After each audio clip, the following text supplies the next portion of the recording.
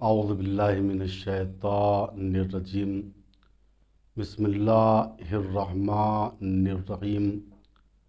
محترم ناظرین کرام، سلام علیکم ورحمۃ اللہ وبرکاتہ۔ آج کا ایک اہم سوال یہ ہے کہ کیا کبھی ایسا ہوا ہے کہ علماء اور فقہا کے درمیان جب علمی اختلاف ہو جائے تو ائمہ معصومین نے عالم خواب میں فیصلہ کیا ہو؟ جی ہاں، میں اس سوال کے جواب میں کہوں گا بہت سے موارد ہیں جہاں علمی اختلاف اگر فقہا کے درمیان اور علماء کے درمیان ہوا تو بالخصوص حضرت علی علیہ السلام نے عالم خواب میں آ کر حق کو واضح کیا ہے کہ حق کس عالم کے ساتھ ہے۔ آئیے دیکھتے ہیں اس سلسلے میں بعض علماء نے اس روایت کو نقل کیا ہے کہ شیخ طوسی علیہ الرحمہ جن کی وفات 460 ہجری میں ہوئی، یہ پہلے بغداد میں رہتے تھے۔ بغداد جو آج کشور عراق کی راجدھانی ہے اور پائے تخت ہے۔ بغداد کے بعد آپ نجف اشرف منتقل ہو گئے تھے۔ جب آپ بغداد میں تھے تو آپ نے ایک کتاب لکھی تھی جس کتاب کا نام تھا النہایہ فی مجرد الفقہ والفتاوی۔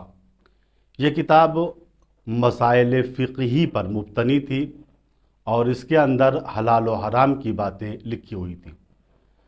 جناب شیخ طوسی جب اس کتاب کے لکھنے میں مہو تھے اس وقت آپ بغداد میں رہتے تھے، اور اس کتاب کی تکمیل آپ نے بغداد کی سرزمین پہ کی، اور اس کتاب کو لکھنے کے بعد آپ نجف اشرف تشریف لے آئے۔ اور جو اس وقت بغداد کے بڑے بڑے عالم تھے انہوں نے جب کتاب النہایہ کا مطالعہ کیا تو ان کو لگا کہ علمی نقطۂ نظر سے بہت سے مسائل اس کے غلط ہیں، اور اگر اس پر عمل ہوا تو پبلک گمراہ ہو سکتی ہے۔ لہٰذا ان لوگوں نے آپس میں مشورہ کیا کہ کیا کیا جائے۔ آیا شیخ طوسی کے خلاف ایک محاذ کھولا جائے، ان کی مخالفت کی جائے؟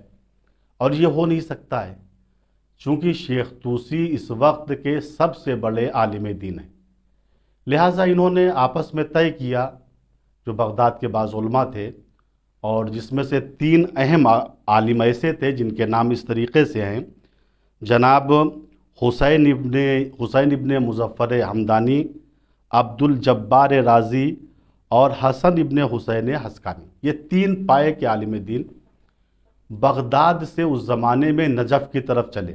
انہوں نے آپس میں یہ طے کیا ہم نجف چلتے ہیں اور نجف میں حضرت علی علیہ السلام کی قبر اور ان کی مزار اور ان کی زری سے توسل کرتے ہیں، پھر ہم ان سے فیصلہ کرائیں گے کہ آیا النہایہ جو علم فقہ میں کتاب شیخ طوسی نے لکھی ہے اس کے مسائل صحیح ہیں یا صحیح نہیں ہیں۔ یہ تینوں عالم دین بغداد سے نجف آتے ہیں۔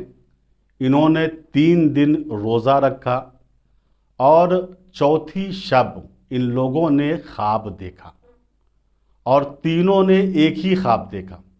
جب صبح تینوں عالم دین بیدار ہوئے تو انہوں نے کہا کہ ہم لوگوں نے خواب دیکھا ہے، یعنی الگ الگ خواب دیکھا ہے، لیکن شرط یہ ہے کہ کوئی خواب کو بتائے گا نہیں، بلکہ ہر ایک اپنے خواب کو کاغذ پہ لکھ کر پیش کرے۔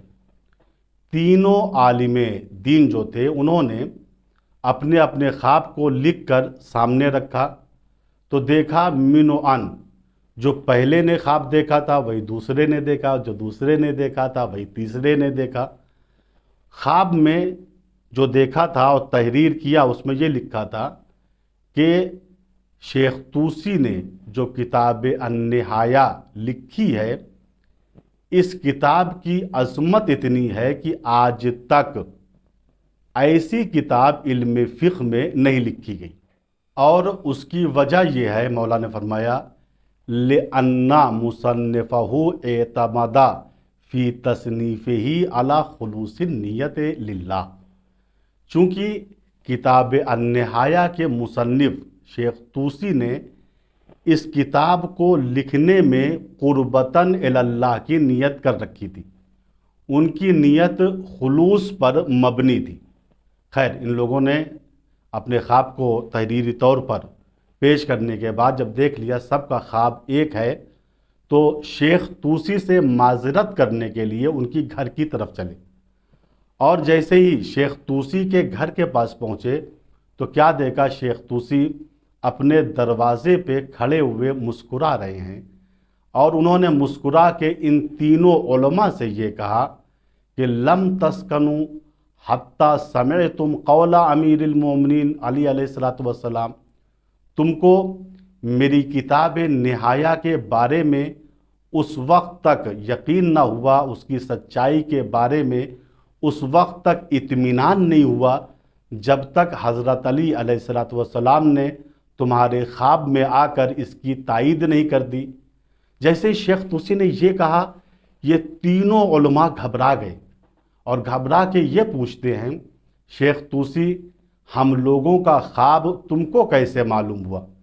شیخ طوسی نے کہا کہ جس مولا نے تمہارے خواب میں آ کر میری کتاب کی تائید کی تھی اور کہا تھا اس کے سارے مطالب صحیح ہیں، اسی مولا نے میرے خواب میں آ کر مجھ کو یہ بتایا کہ تم لوگوں کو کیا بتایا ہے۔ یہیں سے یہ بات واضح ہو جاتی ہے کہ علماء اور فقہا کا ہمیشہ رابطہ اہل بیت پیغمبر سے رہا ہے۔ جب بھی کوئی علمی اختلاف ہوا ہے تو امیر المومنین نے عالم خواب میں آ کر اس کو حل کیا ہے۔ ہم خداوند متعال سے دعا کرتے ہیں، خدایا ہم سب کا شمار محبان آل محمد میں فرما اور ہم سب کی مغفرت فرما۔ وآخر دعوانا ان الحمد للہ رب العالمین، والسلام علیکم ورحمۃ اللہ وبرکاتہ۔